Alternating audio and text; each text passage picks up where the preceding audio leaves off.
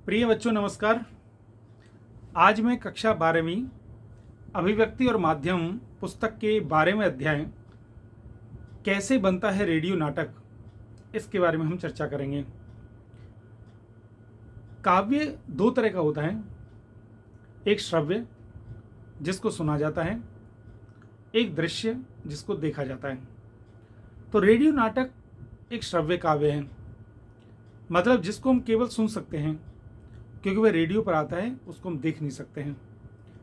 Radio नाटक बनाते समय हमको कुछ बातों का महत्वपूर्ण ध्यान रखना चाहिए, उसके बारे में इस अध्याय में चर्चा है।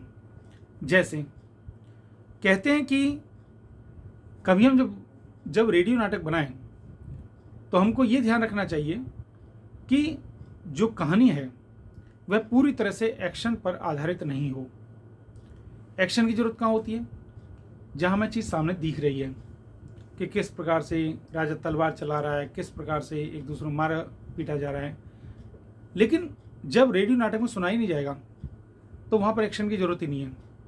तो ये प्रश्न भी कई बार आता है कि रेडियो नाटक एक्शन पर आधारित क्यों नहीं होते, या वहाँ पर एक्शन या रंगमंच की आवश्यकता क्यों नहीं होती, क्योंकि वहाँ चीज़ें दिखती नहीं हैं। रेडियो नाटक की अवधि के बारे में अगर चर्चा की जाए कि इसकी समय सीमा कितनी होनी चाहिए, अर्थात रेडियो नाटक कितनी देर का होना चाहिए, तो इस बिंदु को हम स्पष्ट रूप से याद कर लें कि यह 15 से 30 मिनट तक का होना चाहिए। 15 से 30 मिनट। इतनी अवधि क्यों दी? कक्षाओं में कालांश का समय भी लगभग 30-35 मिनट क्यों होता है? क्योंकि मनोवैज्ञानिक मानते हैं कि हम जो एकाग्र चित्त हो सकते हैं उसकी सीमा लगभग 30 मिनट के आसपास ही है। उसके बाद हम कहीं ना कहीं विचलित होने लगते हैं, इसलिए 30 मिनट की अवधि रखी जाती है। तो हम रेडियो नाटक की जो अवधि है वो 15 से 30 मिनट, इसको हम याद रखें। रेडियो नाटक में ज़्यादा किरदार हमको नहीं रखने चाहिए, ज़्यादा पात्र हमको नहीं रखने चाहिए, क्योंकि जितने ज़्यादा पात्र होंगे उतनी ही मुश्किल होगी श्रोता को उन पात्रों को याद रखने में। इसलिए पात्रों की संख्या वहाँ पर कम होनी चाहिए। रेडियो नाटक में हमको ये भी ध्यान रखना चाहिए कि ऐसा नहीं हो कि हम वहाँ पर केवल घटनाओं का वर्णन नहीं कर रहे हैं या उसका विस्तार कर रहे हैं, बल्कि हमें ऐसी कोशिश करनी चाहिए कि उस घटना के साथ साथ कहीं ना कहीं संवेदनशीलता का प्रसारण हो, इमोशंस लोगों को दिखें, मनोभाव लोगों तक पहुँचें, कोई सामाजिक संदेश लोगों तक संप्रेषित हों। रेडियो नाटक की जो महत्वपूर्ण बिंदु हैं उनमें है ध्वनि और प्रकाश।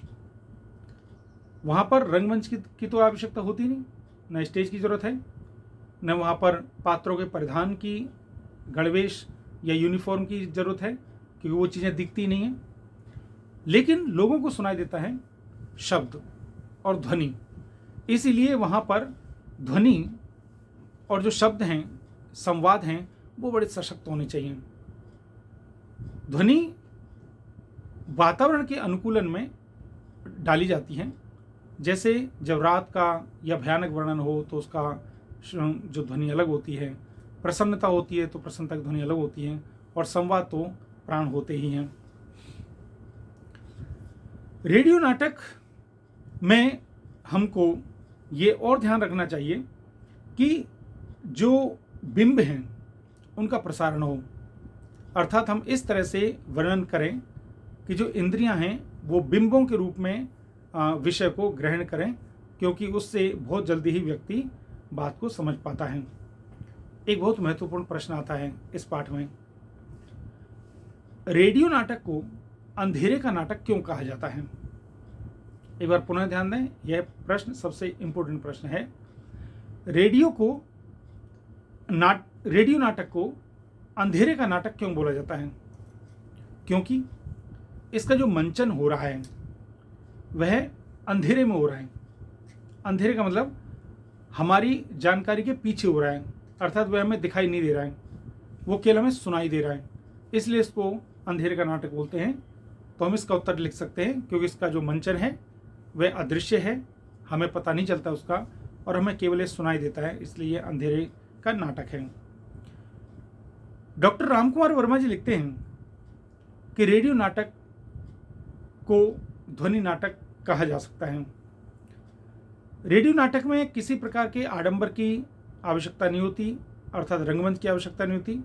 यह बात मैं आपसे पहले भी कह चुका हूँ। इसी प्रकार से वेशभूषा की भी आवश्यकता नहीं होती। और रेडियो नाटक में क्योंकि शब्द ही प्रधान हैं, तो जो भी व्यक्ति वहाँ पर बोल रहा है उसकी आवाज़ बड़ी स्पष्ट होनी चाहिए, उसका उच्चारण बिल्कुल स्पष्ट होना चाहिए, वाणी में मधुरता होनी चाहिए या परिस्थिति के अनुकूल संवाद होने चाहिए। जब हम बात करें कि रेडियो नाटक के तत्व क्या क्या हैं, अर्थात रेडियो नाटक किन किन चीज़ों से बनता है, क्या क्या उसके एलिमेंट्स हैं, तो सबसे पहले एलिमेंट्स आता है उसका, यह तत्व आता है कथानक। कथानक मतलब पहले हमको कोई ना कोई कहानी रखनी पड़ेगी जिसको मैं नाटक के रूप में प्रस्तुत करना है। चरित्र, पात्रों का हमें सही ढंग से चयन करना पड़ेगा कि कितने पात्र होने चाहिए और पात्रों की संख्या सीमित हो। ध्वनि की हमें उचित व्यवस्था करनी पड़ेगी, साउंड की व्यवस्था। संवाद हमारे सही होने चाहिए, भाषा हमारी सही होनी चाहिए। भाषा का मतलब कि आम बोलचाल की भाषा हो, कठिन शब्दों का प्रयोग नहीं, है ना। कहते हैं कि वो किसी विद्वान व्यक्ति ने अपने 2 शिष्यों को बुलाया और सूखे पेड़ की तरफ दिखा करके बोला कि बताइए ये क्या है। तो एक ने कहा यहाँ सूखा पेड़ खड़ा है, और दूसरे व्यक्ति ने उसी बात को कहा कि नीरस तरु यहाँ अवस्थित है। बात वही है, लेकिन बातों कहने का ढंग है। शास्त्रीय दृष्टि से सही हो सकता है, पर जब हम आम जनमानस की बात करते हैं तो हमको शब्दों का प्रयोग आम बोलचाल के भाषा में ही करना चाहिए। तो ये रेडियो नाटक के तत्व हैं। रेडियो नाटक कई प्रकार के हो सकते हैं।